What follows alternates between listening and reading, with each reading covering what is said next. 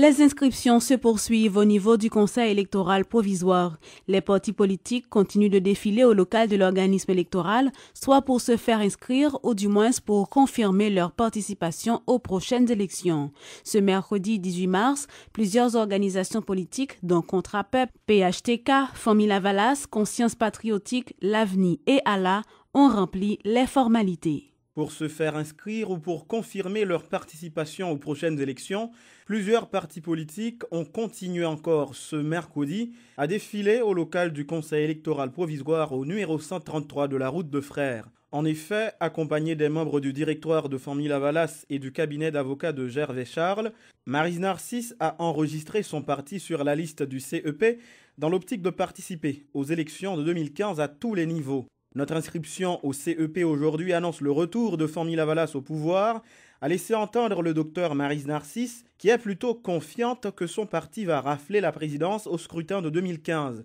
Pour la coordonnatrice nationale de cette structure, la date du 18 mars est d'autant plus symbolique qu'elle marque la 4e année du retour de Jean-Bertrand Aristide au pays après 7 ans d'exil. Maryse Narcisse, qui s'exprimait au micro des journalistes après son inscription, a confirmé sa candidature à la magistrature suprême. Parti politique Famille Lavalas, depuis le 14 juillet, désigné officiellement comme la candidate aux prochaines élections présidentielles. C'était enfin des primaires qui étaient faites au niveau de l'organisation et qui étaient réunies justement des candidats à la candidature, des membres, des représentants des différentes structures de l'organisation sur tout le pays et des membres de l'organisation. C'est à partir de là qu'à l'unanimité, le 14 juillet, Parti 1 était choisi comme candidate aux prochaines élections présidentielles. Certes, Famille Lavalas s'est fait inscrire, mais Maryse Narcisse continue d'exprimer ses réserves en ce qui concerne le calendrier électoral qu'elle avait jugé antidémocratique en raison de la longue période sur laquelle s'étendent les scrutins présidentiels, législatifs et locaux. Famille Lavalas continue de jouer sur 2 tableaux, mobilisation et élection.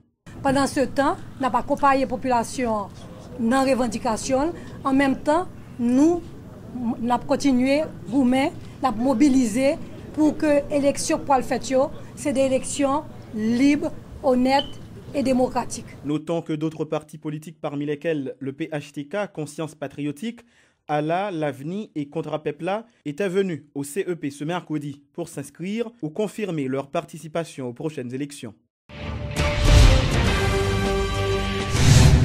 La chef civile de la MINUSTAH a présenté ce mercredi, devant le Conseil de sécurité des Nations Unies à New York, le rapport du secrétaire général de l'ONU sur la mission de stabilisation dans le pays. À cette occasion, Sandra Honoré a souligné les progrès enregistrés dans le processus électoral, avec notamment la mise en place du CEP. La représentante spéciale de Ban Ki-moon en Haïti a également appelé à l'implication de tous les acteurs pour la pleine réussite des prochaines élections. C'est dans ce contexte que j'aimerais saluer l'adhésion des acteurs politiques haïtiens au principe de dialogue et de compromis qui a permis l'ouverture d'une voie vers la tenue en 2015 des élections longtemps retardées. La conduite d'un processus électoral équitable, transparent et inclusif dans un climat apaisé est la condition sine qua non pour qu'Haïti continue d'avancer sur la voie de la stabilisation, de la gouvernance démocratique, du renforcement de l'état de droit et du développement socio-économique. J'exhorte tous les acteurs politiques à contribuer leur part pour assurer que ces élections si importantes se déroulent dans un climat paisible et de confiance, permettant la plus grande participation dans les élections. And I call on all members of the international community to continue to lend their support to Haiti's electoral process. Thank you. Merci. Gracias. Le Premier ministre Evans Paul a procédé ce mercredi au lancement officiel de la 12e édition du Festival des Arts caribéens, baptisé Carifesta, dont Haïti sera le pays hôte cette année. Accompagné de plusieurs ministres, le chef du gouvernement a fait savoir que lors de cette grande foire où seront représentés les différents mouvements culturels des pays de la Caraïbe, Haïti s'apprête à promouvoir les divers aspects de sa riche culture, notamment en matière de danse, d'artisanat, de musique ou encore de gastronomie entre autres. Il a fait remarquer que l'accent sera mis particulièrement sur certaines régions du pays à grande potentialité touristique. Haïti en profitera aussi pour faire un peu plus dans ce cadre idéal, la promotion de ses œuvres artistiques déjà très appréciées sur le plan international, comme sa peinture, sa danse, sa production musicale, dont le compas direct n'a cessé, par son originalité, de s'imposer partout à l'extérieur. Ce sera aussi une occasion favorable pour mettre à l'honneur la gastronomie haïtienne, ces savoureux plats créoles si prisés par l'étranger. Après le Suriname, qui avait organisé cet événement culturel majeur en août 2013, c'est le tour d'Haïti de recevoir créateurs et producteurs en tout genre. À 5 mois de Carifesta 2015, le gouvernement haïtien renouvelle son engagement et sa détermination à accompagner cet événement culturel qui constitue une nouvelle opportunité pour Haïti de montrer aussi ses potentialités touristiques et pour ses créateurs de témoigner de sa richesse et de sa diversité culturelle. Cette année, il y aura des élections, il y aura Carifesta, il y aura encore d'autres événements. Chaque événement, dans son tiroir, doit permettre au monde entier de voir notre pays Haïti différemment. Et c'est une responsabilité collective du peuple haïtien à se mobiliser pour la réussite de l'ensemble de ces événements. Nous tous, haïtiens, que vous soyez au pouvoir ou dans l'opposition, nous constituons l'État. L'État est permanent. L'État est là pour garantir la pérennité du pays. L'État est là pour assurer une bonne image du pays. Le gouvernement est éphémère. Le gouvernement a une mission temporaire d'assurer la continuité de l'État. L'Institut pour la démocratie et l'assistance électorale IDEA International est à sa 3e journée de formation sur l'élaboration et l'analyse de budget à l'intention des femmes candidates. Coordonné par le réseau pluriel des partis politiques, cet atelier de formation qui doit durer 1 semaine est assuré par le groupe Croissance SA. Les participantes qui applaudissent cette initiative se disent désormais confiantes quant à leur capacité à aborder les questions budgétaires. Suivez les explications de la directrice de l'IDEA, Marie-Laurence Josselin-Lassègue. Budget qui concerne les questions genre, qui concerne les 52% intérêts stratégiques, besoins spécifiques, tout 52% population. Donc nous avons plusieurs spécialistes avec nous, des spécialistes qui se tiennent en Suède, tant que Rumbizai, qui sont gros expertes dans les questions politiques, égalité filles avec garçons. Nous avons groupe Croissance tout, il y a Christian Farel, il y a Roch André, qui te chita sur toute question budget en général et apprendre, mesdames, le plan parlement, le plan exécutif, le plan poste de décision.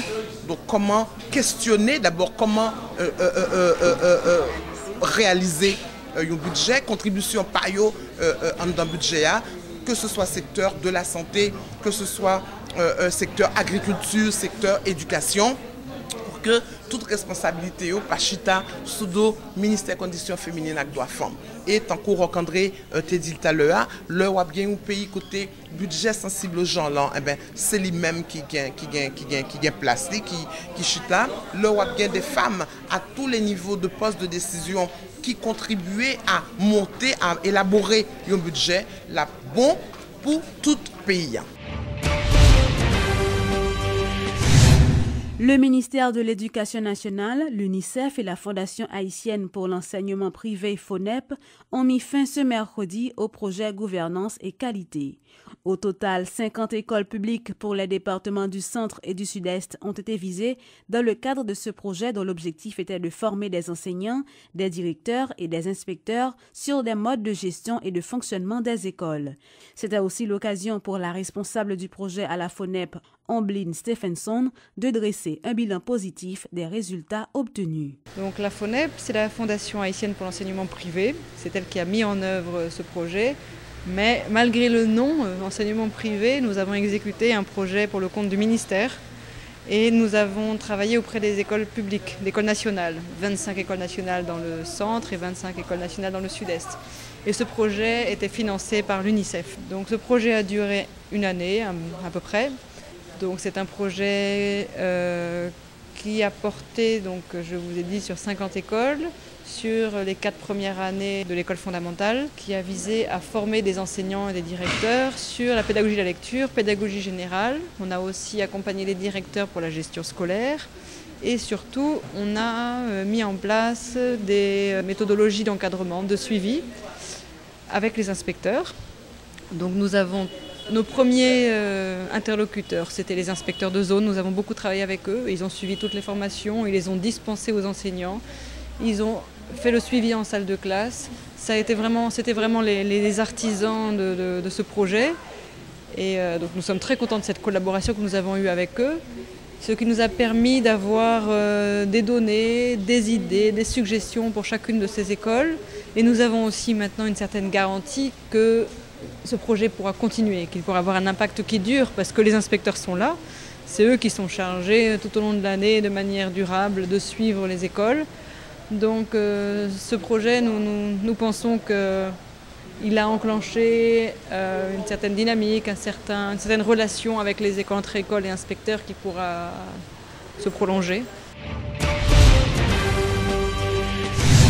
Lancement ce lundi par le ministère de la Culture de la quinzaine de la francophonie 2015. Du 18 au 27 mars, de nombreuses activités seront organisées durant cette période, notamment des spectacles, des compétitions sportives entre autres. Suivez les explications de Jean-Michel Lapin du ministère de la Culture et de Jean-Paul Mortelette de l'Agence universitaire de la francophonie AUF. Non seulement à partir des messages et président de la francophonie, et thème qui est retenu pour l'année, c'est jeunesse, femmes et environnement. Nous gagnons des activités de conférences qui tournent autour de thème ça. Et parallèlement, nous gagnons tous les partenaires internationaux qui ont un ensemble d'activités culturelles qui sont liées pour faire promotion de la langue française, langue que nous gagnons en commun et langue créole là tout. Alors cette année, l'AUF s'est associé à deux problématiques sur les 3 problématiques. Qui sont ici, Haïti a décliné femmes, environnement et jeunesse. Alors sur la jeunesse, on est associé à l'OIF le 24 mars sur le volontariat, un séminaire d'information sur le volontariat. Et le 26 mars, à l'université Quisqueya, en partenariat avec le ministère de la Condition féminine, l'AUF fait un séminaire sur femmes universitaires, femmes de pouvoir en Haïti et dans les Caraïbes.